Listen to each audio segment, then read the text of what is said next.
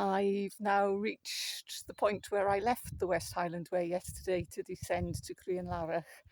My host at the bed and breakfast said that the walk from Crianlarich up to the top here is the worst part of the walk I've got today.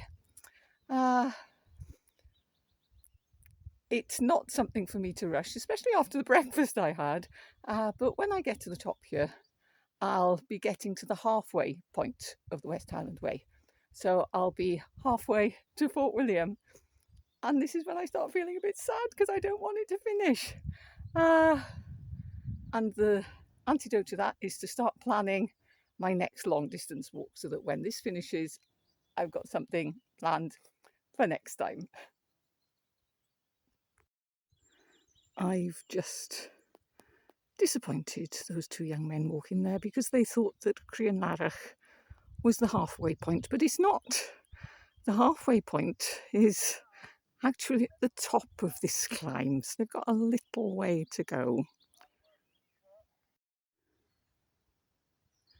I am happy to be corrected, but it's my understanding that this is the halfway point on the West Highland Way. It's been quite a walk up to this point, but I took it slowly and there were gorgeous views. And now I believe it flattens out a bit, or about as much as it does in the Highlands of Scotland.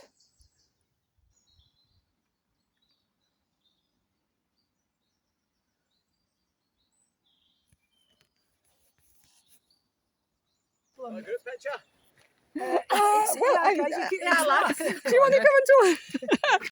These are the gentlemen who just walked past our vlog. We'll start again in a moment. So you're walking for a charity, you said? Indeed, Simba. Simba? The Simba charity, yeah. So what's that all about? What are you raising money for? So it helps bereaved families who have lost a child. Oh, right.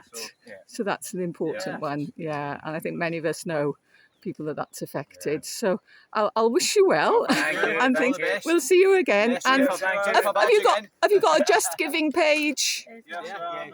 I don't know the. I'm sorry, I don't know the name of it. The name of it. I'll look for it.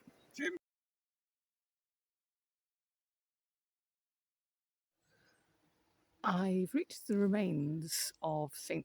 Fillian's Church, which is just outside Tyndrum. St. Fillian was a saint who travelled from Ireland to Scotland to bring Christianity to the Picts and Scots. And he was a saint especially revered as a help for people with mental illness or mental distress. I'm taking a very short detour off the West Highland Way path to go and have a look at the holy pool of St. Fillian. And this is it, the holy pool, or perhaps that should be holy pools, because at this point the River Fillian broadens and is divided into two pools because of the rock formation here. The upstream section is known as Pool Nan Bain, the Pool of Women, and the smaller lower section, can't think why only a smaller section was needed for men, is Pool Nan Fear, the Pool of Men. And It's believed that the pools were used as a healing ritual for people with mental disorders. Saint Fillian had his first chapel on the banks of this river, though there are no remains to be seen today. And it was found to be particularly efficacious or miraculous spending time in the water here. This place would have been far more peaceful during the time of St. Fillian. There wouldn't have been a very large, noisy road right next to it. And sometimes it's very easy, isn't it, to sneer at rituals and religions, especially of times gone past when people weren't as sophisticated as we are. But now so much is spoken, so much is researched, so much is known about the benefits, not just to physical health, but to mental health and mental well-being of wild swimming, of swimming in open waters outside. Perhaps St. Fillian and his followers were onto something, and we all lost it, and we're only now regaining the knowledge and the wisdom that they had.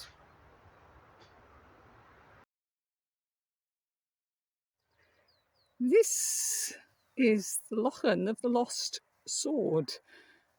Legend has it that after his defeat, Robert the Bruce and his men threw their weapons into this lake, including Robert the Bruce's great sword. Since then, various archaeological digs, if that's the right word, dives have taken place with metal detectors, and nothing has been found. And it's felt that it's unlikely that they would have thrown their swords away. They're very valuable. And if they were, given where the battle was, he wouldn't have been here. But it's a good tale.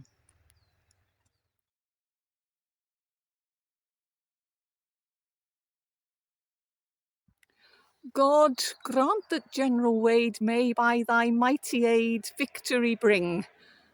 And I'm going to stop there because I don't want to offend many people in Scotland and many people who just love Scotland by continuing to recite the last few words of the last verse of God Save the Queen, or God Save the King, as it was when it was first written at the time of the Jacobite risings, when many people were working to put Bonnie Prince Charlie on the throne. General Wade was responsible, amongst other things, to making sure that the British troops, if that's how you want to describe them, the English troops, if that's how you want to describe them, the Redcoats, could move fastly around Scotland and across the north of England to do battle with and prevent the Jacobites from moving into England and having the success they sought for Bonnie Prince Charlie. I did Hadrian's Wall earlier on this year and developed a particularly, well, I think it was a very reasonable dislike for General Wade, because in order to ensure good communications across the north of England, he used Hadrian's Wall to provide the foundations for part of his road. So if you do walk Hadrian's Wall, you're going to spend a day walking alongside the road, which is on top of the wall. But here, after the struggles and trials and tribulations of Loch Lomond, actually walking along an old military road is quite nice. So perhaps I'll soften a bit towards the old bloke. I don't know. I'll think about it. I've taken my boots off because you've got to look after your feet if you're doing a long distance walk. And I've been told, and I have found, that getting some air to your feet at different points during the day is a good thing. But over there are Jackie and Julie and Margaret, and they've taken their boots off and they seem to be putting them into this very cold Scottish water. It'll definitely feel good on their feet. But I'm not quite as brave as they are.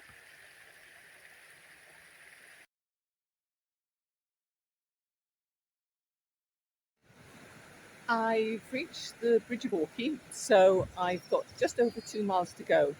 It's 1 mile of up, quite steep up, followed by 1 mile of down. But the view from the top, I know, is going to be fantastic. General Wade's road has been generally good. It's been nice, easy, straightforward walking. And so a nice change from yesterday's Loch Lomond, lovely though Loch Lomond was.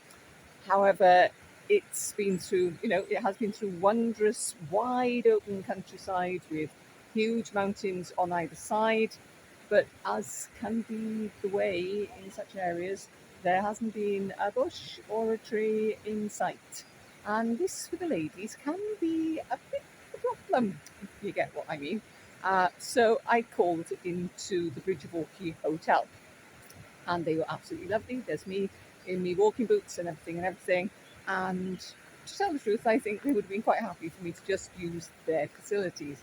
But I did buy a cup of tea there, and the cup of tea was lovely. It was £2.30, I think, for a pot of tea, brought out to me on a tray while I sat outside. And it was nice as well because there were so many other walkers there. And so I was seeing people and chatting to them, including 2 people from Holland that I met yesterday. But I didn't recognise those because yesterday they had their midgie nets on, and so their faces were completely covered up.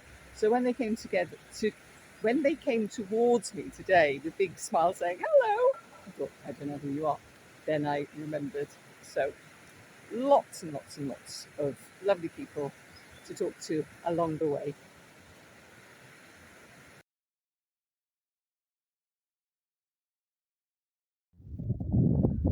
So that's it. I've reached the top of my last ascent for today, and it's taken me, a bit over half an hour, partly because I was enjoying it and wanted to take my time and take photographs and look around. And there was one time when I stopped because a deer passed just in front of me. It had gone into the woods, and so I wasn't going to see it anymore because they are quite shy, very shy creatures. But today,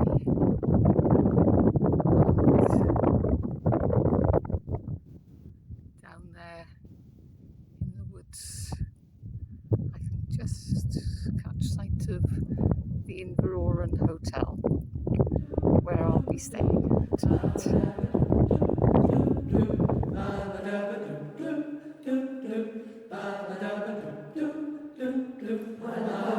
Mountains,